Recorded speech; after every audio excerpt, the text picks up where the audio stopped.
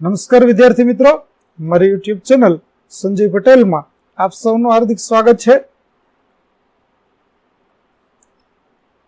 મિત્રો, આજના વિડીયોની અંદર આપણે ધોરણ 6 વિષય છે સંસ્કૃત, જેનો પાઠ 4 કે જે સત્ર 1 ની અંદર આવે છે, જેનું નામ છે સંખ્યા. આ પાઠના સ્વ અધ્યયન પોથીના પ્રશ્નો અને તેના જવાબો વિશે શીખવાના છીએ. વિદ્યાર્થી મિત્રો, જો તમે મારી ચેનલમાં નવા હોય તો મારી ચેનલને જરૂરથી સબસ્ક્રાઇબ કરો. વિડીયો સારો લાગે તો લાઇક કરો, શેર કરો અને બેલ નોટિફિકેશન ઓન કરો, જેથી મારા આગળના નવા વિડીયો પણ આપને મળતા રહે. તેમજ વિદ્યાર્થી મિત્રો, આ પાઠની પીડીએફ જોવા માટે પ્લે સ્ટોરમાં જઈ અમારી એપ્લિકેશન વિશ્વગુરુ STD 1 થી 12 ગુજરાતી ડાઉનલોડ કરી તમારા મોબાઈલમાં ઇન્સ્ટોલ કરો. જે તમે શરૂ કરશો તો આ પ્રકારે જોવા મળશે, જેમાં સ્વ અધ્યયન પોથીની અંદર ધોરણ બતાવશે, ધોરણ પસંદ કરશો એટલે વિષય બતાવશે, વિષય પસંદ કરશો એટલે પાઠનું નામ બતાવશે. જેમાં તમે વિડીયો ઉપર ક્લિક કરશો તો વિડીયો જોવા મળશે અને PDF ઉપર ક્લિક કરશો તો તમને PDF જોવા મળશે.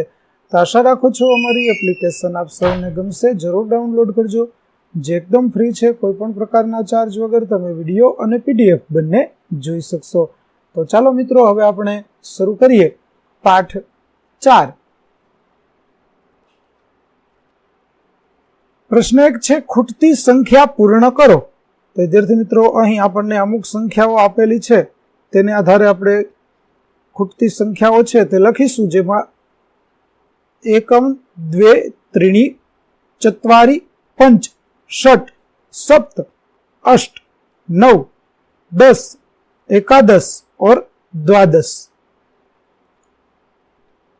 ત્યાર પછી પ્રશ્ન 2, વસ્તુગણી સંખ્યાને અંકમાં અને શબ્દમાં લખો. તો પેલી છે તેની અંદર 5 થાય છે, માટે આપણે અંકમાં અને શબ્દમાં લખીશું પંચ. બીજામાં 10 કેરીઓ આપેલી છે, માટે આપણે લખીશું 10.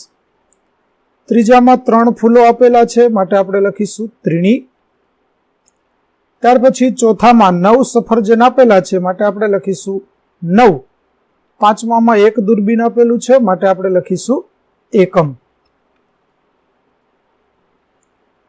ત્યાર પછી પ્રશ્ન 3, એકી સંખ્યાના ખાનામાં રંગ પૂરો.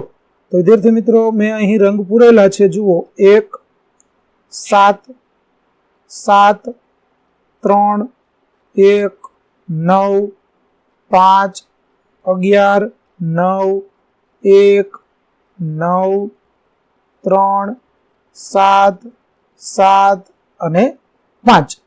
તો આ બધી જ સંખ્યાઓ છે તે એકી સંખ્યાઓ છે, તે દરેકમાં તમારે રંગ પૂરવાનો છે. ત્યાર પછી પ્રશ્ન 4, ઉદાહરણ અનુસાર સંસ્કૃત અંક વાંચી તે મુજબ પતંગમાં રંગ પૂરો. જેમ કે અહીં 5 માં આપેલું છે તો 5 પતંગોમાં રંગ પૂરવાનો. તેવી રીતે અહીં 7 આપેલા છે તો આપણે 7 પતંગોમાં રંગ પૂરીશું. અહીં અષ્ટ એટલે કે 8 આપેલા છે તો આપણે 8 પતંગમાં રંગ પૂરીશું. ત્રીણી તો અહીં આપણે 3 પતંગોમાં રંગ પૂરીશું. દ્વે તો અહીં આપણે 2 પતંગોમાં રંગ પૂરીશું. ત્યાર પછી એકમ તો આપણે 1 પતંગમાં રંગ પૂરીશું. અને 9 તો આપણે 9 પતંગોમાં રંગ પૂરી દઈશું. ત્યાર પછી પ્રશ્ન 5મો છે, વસ્તુઓ ગણી યોગ્ય સંખ્યા ફરતે કરો. તો પહેલામાં આપણને 3 બતાવે છે તો આપણે કરીશું ત્રીણી. બીજામાં 5 આપેલા છે તો આપણે કરીશું પંચ. ત્રીજામાં આપણને 7 આપેલા છે તો આપણે કરીશું સપ્ત. ચોથામાં 9 કેળા આપેલા છે, માટે આપણે 9 કરીશું. પાંચમામાં 10 જામફળ આપેલા છે તો આપણે 10 કરીશું. ત્યાર પછી પ્રશ્ન 6, કોષ્ટકમાં જ્યાં 12 સંખ્યા લખી હોય ફક્ત ત્યાં જ રંગ પૂરો. તો વિદ્યાર્થી મિત્રો, અહીં જુઓ, તમે જોઈ શકો છો, જ્યાં જ્યાં 12 લખેલા છે તે દરેક જગ્યાએ આપણે રંગ પૂરેલા છે, જેથી આપણું ચિત્ર ઉપસી આવશે અને તે પણ આપણા 12 જ હશે. ત્યાર પછી પ્રશ્ન 7, નીચે આપેલ સંસ્કૃત સંખ્યાને શબ્દમાં તથા શબ્દને સંસ્કૃત અંકમાં લખો.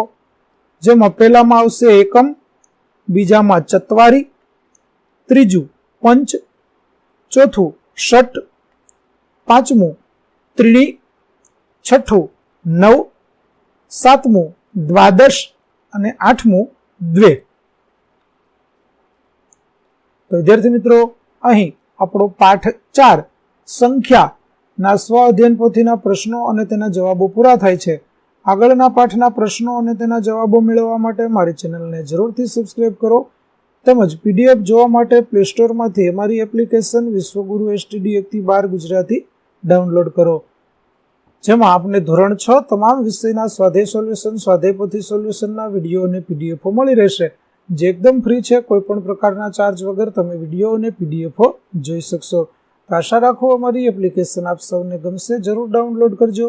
ફરી મળીશું આપણે નવા વિડીયો સાથે. ત્યાં સુધી આવજો.